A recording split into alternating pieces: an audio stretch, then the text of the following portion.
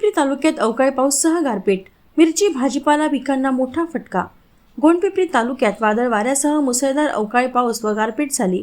त्याच्यामुळे शेतकऱ्यांच्या मिरची पिकाला व भाजीपाला पिकाचे मुख्य नुकसान झालेले पाहायला मिळत आहे। दिनांक 21 शुक्रवारी सायंकाळी 5 ते 6 वाजता दरम्यान अचानक वादळ वाऱ्यासह मुसळधार अवकाळी पावसाला सुरुवात झाली। तब्बल 1 तास मुसळधार पाऊस व गारपीट गोंडपिंपरी तालुक्यातील वडोली, बोरगावसह अनेक गावात पाऊस व गारपीट झाली। या गारपिटीचा फटका सर्वाधिक भाजीपाला विक्रेत्यांना बसला आहे। मिरची पीक घेणाऱ्या शेतकऱ्यांना बसला आहे। मिरच्यांचा सळा अनेकांच्या शेतात पाहायला मिळत आहे। कर्जमाफीकडे शेतकऱ्यांचे लागले लक्ष। आमदार सुधीर मुनगंटीवार यांनी सत्ताधारी पक्षात असून पोटतिडकीने शेतकऱ्यांची कर्जमाफी करावी अशी मागणी अधिवेशनात केली। त्यामुळे शेतकऱ्यांच्या आशा पल्लवित झाल्या असून 90% शेतकऱ्यांनी पीक अर्ज भरला नसून कर्जमाफीकडे लक्ष लागले आहे।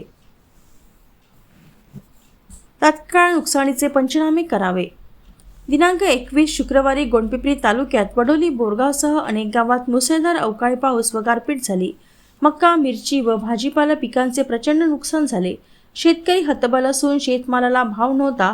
अशा वेळी शेतकऱ्यांच्या पाठीशी प्रशासनाने, सरकारने राहून नुकसानीचे तात्काळ पंचनामे करून त्यांना आर्थिक मदत मिळवून द्यावी।